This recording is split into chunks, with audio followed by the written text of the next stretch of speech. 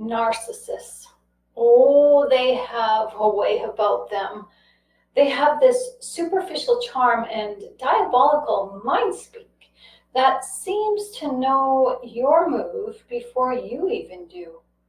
They meander you through the tulips of that budding love affair with a sly hand through their cleverly spoken forked tongue, with their humble mind maps that boldly but tenderly lead you to believe that their heart is united with yours.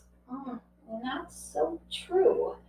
They willingly paint you into their colorful world of fantasy that leaves you wanting more. Oh, yes. But when reality finally catches up with you, you're left on your own.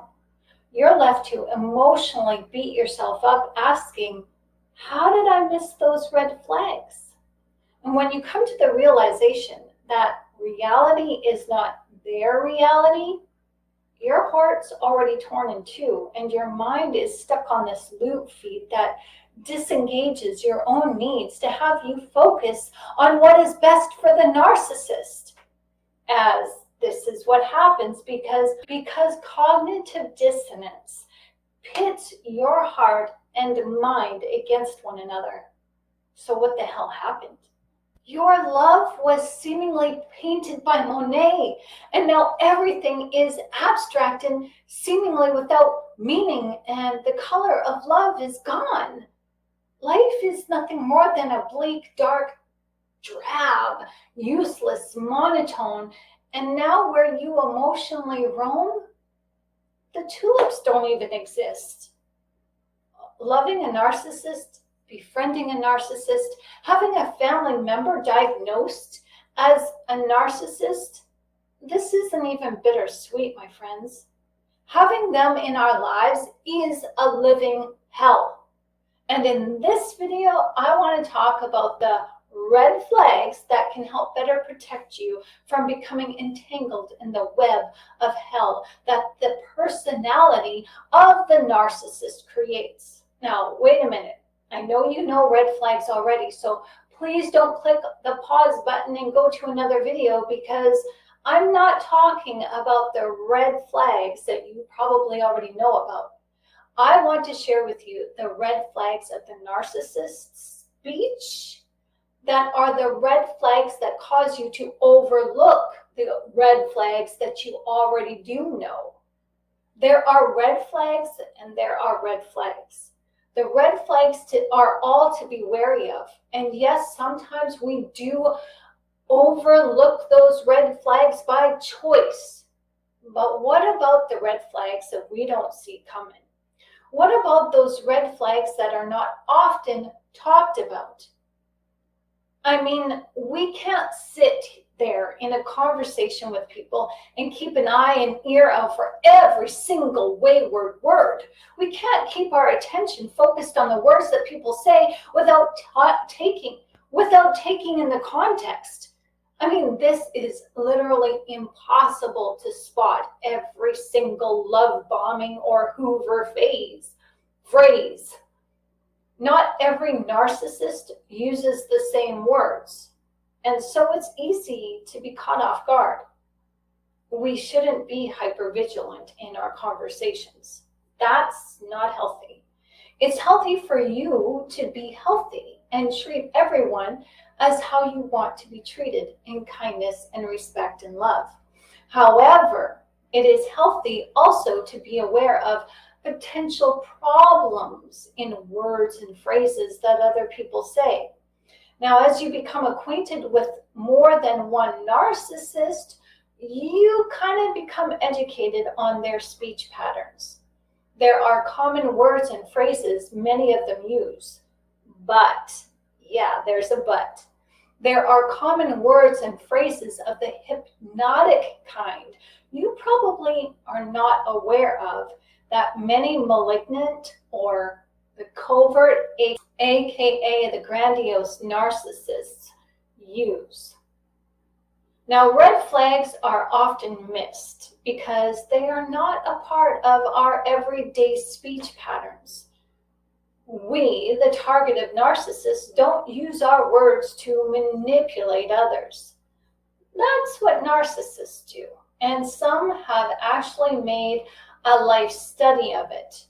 They have taken courses on specific words and phrases to say, as they use salesy language to win us over. While other narcissists don't even know that these word patterns exist, they just seem to have these words come to them naturally. But the bottom line of all of this is that the narcissists, they speak a different language than we do. We speak with the language of love behind our words. But the narcissists, their intent behind their words are different, as the intent that they speak is strategically opposite of the strategy of our own words. We want to communicate, to have a meeting of the hearts and minds. We want to bond with others and draw others closer to us, while the narcissist only wants to divide and conquer. It's easy to miss those red flags, especially when you're not looking for them or you're unaware of what exactly to look for. It's easy to let those red flags go that you do notice, because the narcissist has a way about them that sets you off balance. See, their words build confidence and conflict within you in one fell swoop. Ultimately, the narcissist needs your attention. And to keep your attention focused on them, eyes on me please, they need to use their words, because they cannot get you and hook you by showing you any heartfelt meaning behind those actions.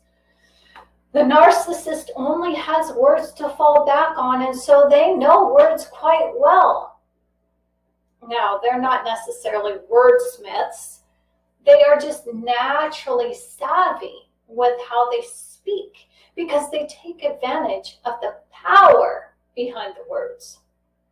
See, as an author, I know words too, and I know that words spoken are carriers for sound.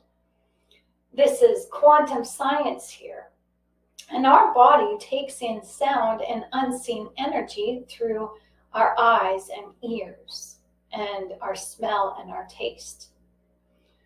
Words written or spoken carry a spiritual accentuation of the individual reading or writing or speaking those words, as an individual's intent is fueled by emotion and placed within the meaning of those words. And this makes words spiritual that our eyes and ears pick up and deliver, as the message, the interpreted message of those sounds or words go to our brain, where our cognition interprets, which in turn gives the words we see or hear. They then have meaning. See, words have the power to invoke feeling, to give knowledge, to inspire, edify, humble, and even humiliate. Two people can read the same words in a paragraph and be moved differently, and that is because of the spiritual nature already set in their hearts and minds. Their perspective on the information received is different based on their emotional experiences. Therefore, what one narcissist says to you, you may walk away and never take a second look. However, if a different narcissist comes along into your life and says the same thing, but with a few words added or omitted, you might stay and linger in conversation and be more open to receive and take in that person into your head and heart space. So let's be clear. The narcissist manipulates you, especially if they know you know about narcissism. And this video is going to make their job a little bit harder, because they're going to know you know what they think you don't know. And so they're going to try harder. So be on your A game. because the narcissist will manipulate you in a way that causes you to dismiss those red flags. Yes, we do need to take responsibility for the red flags that we ignore, because even me, I'm guilty for ignoring those obvious red flags too. But I also recognize and realize that when we ignore those red flags, we're still vulnerable, and the covert narcissist probably is preying upon that too, as narcissists prey upon everyone's vulnerable spots. That's how they get their in. It doesn't matter who they are to you, a friend, a spouse, a family member, a coworker. When a narcissist knows your vulnerable spots, they'll use words to hide behind and create a false environment of safety, seemingly all for you. But it's actually a safety net for them. So how do you know it's false? Well, because a narcissist does not back up their words with heartfelt action. A narcissist only has cognitive empathy. That's a mindfulness to be or appear empathetic, but they don't know how to empathize from their heart, putting themselves in someone else's shoes. When the narcissist targets you, they have a presupposition about you. That's a word you need to learn.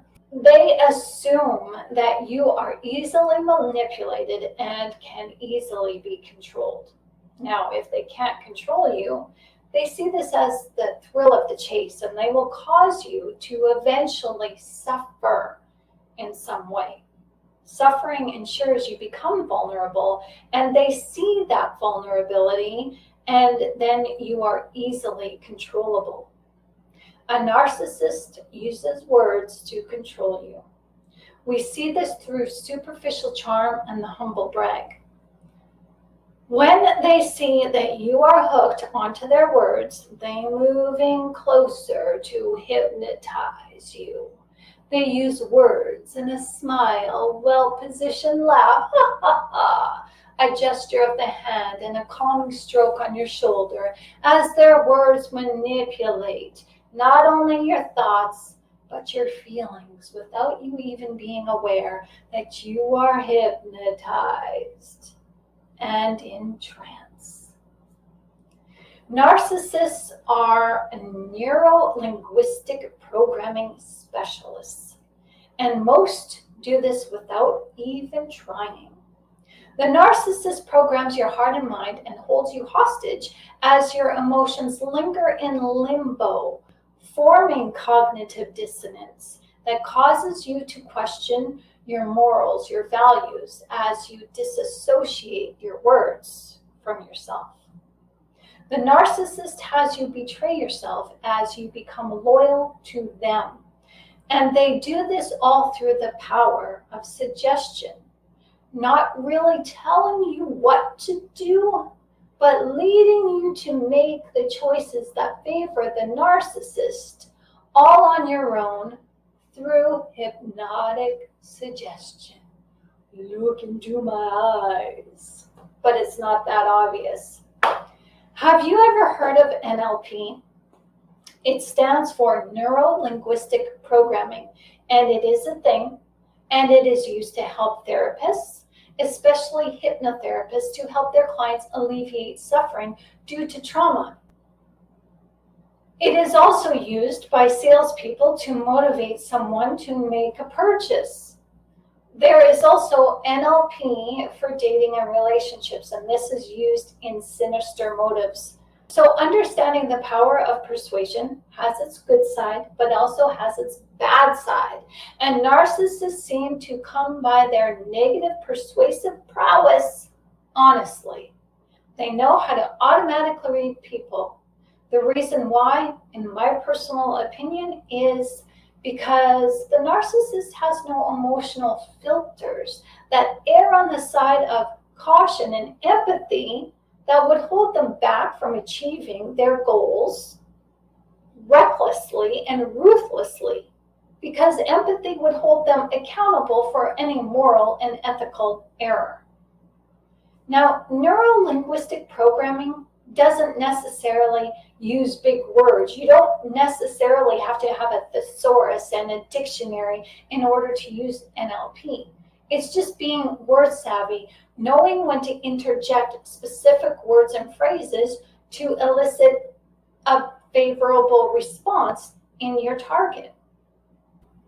Now, there's one thing about NLP that the narcissist has down to a T. That is a mirroring technique. The narcissist mirrors our gestures, our posture, our mannerisms.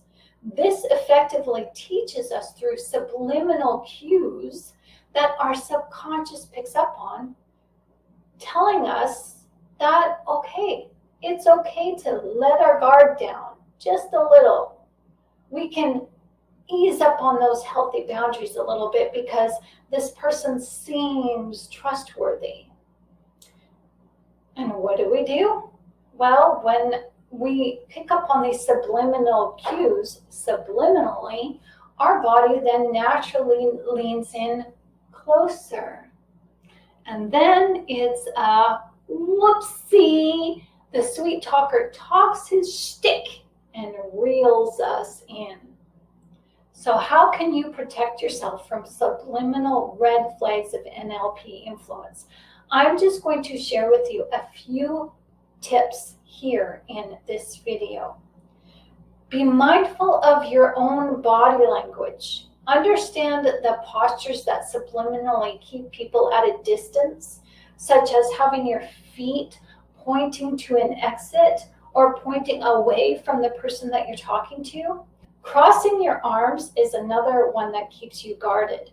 Placing an object in between the two of you, like a chair or a desk or even a cup or a vase, this keeps the boundary and holds your emotions to the hidden boundary that you want to keep, as it also keeps other people holding to that boundary as well.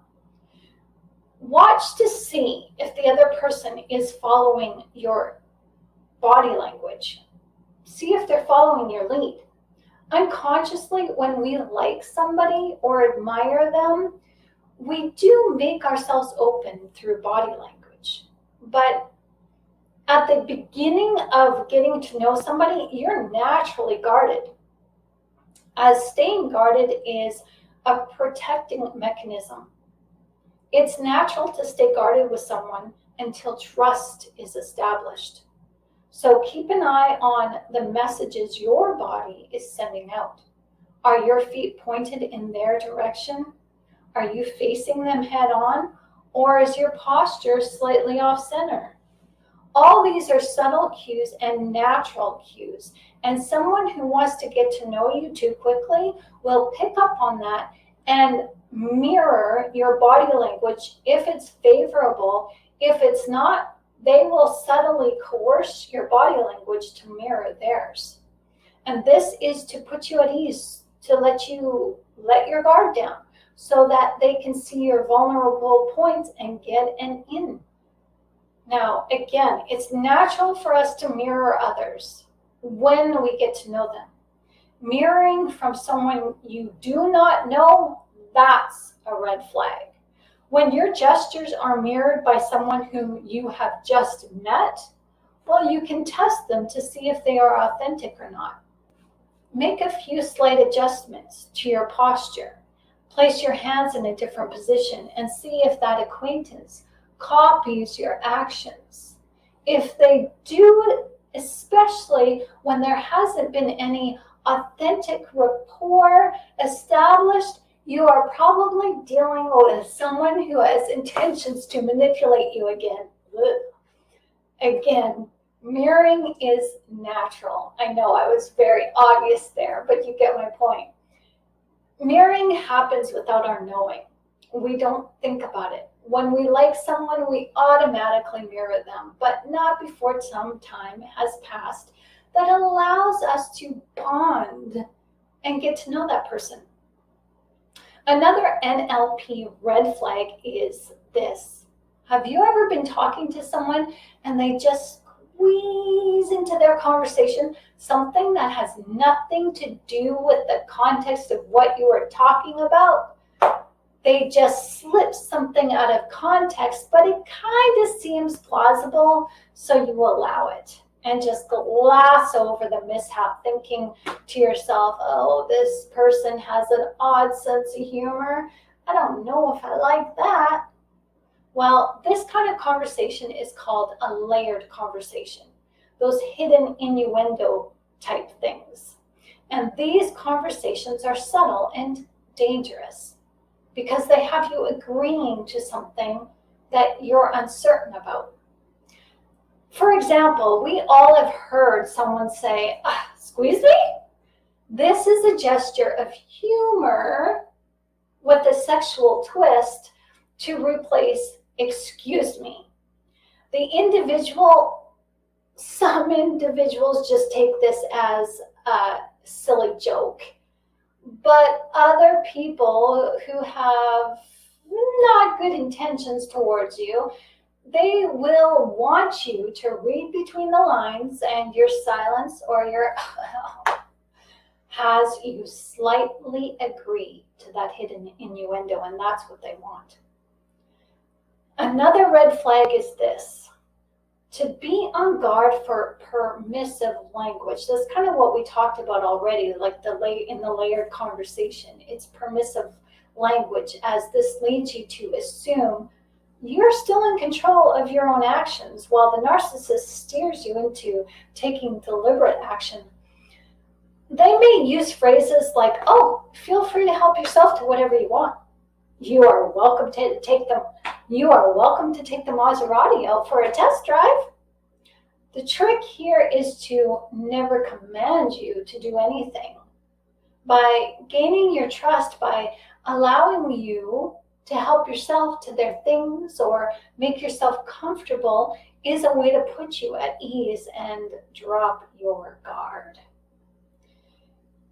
You're gaining their trust by you making the decision all on your own.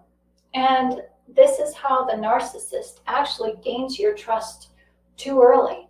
Narcissists are evasive, dodgy, as they are pushy. And you probably have had enough experience with them to know how to recognize their inauthenticity. If you suspect that someone is using NLP on you, call them out and ask them to respect you by not using these NLP techniques on you. Or you can just excuse yourself from the conversation. If you suspect that the person you are talking with might be a narcissist, but you're not quite sure, well, use your intuition and envision them as the pushy, unscrupulous car salesman who is using word salad on you, and then let your intuition decide. When you allow your energy to sense their energy, you will sense something really off, and you will feel it in your gut. You'll feel that uncomfortable feeling. And I call it that ick factor. And yeah, I've made a video on that too. Bottom line is, trust your gut, because your gut is never wrong. There are other common NLP tricks that the narcissists use, and I'm hoping that this video has given you enough information to make you at least aware of the hidden red flags that are not commonly talked about when we share our ideas and our experiences and our knowledge to help others who are struggling with narcissistic abuse and the trauma that it creates. If you like more tips and hints on how to recognize narcissism and how to deal with someone whom you suspect has narcissistic personality disorder, please sign up for my free weekly newsletter, delivered right to your email, as I will also share with you more hidden narc speak tactics for mind control and manipulation of the NLP community. And you can find that link to your free newsletter in the description of this video. So thank you for watching. If you like this video, please give it a like.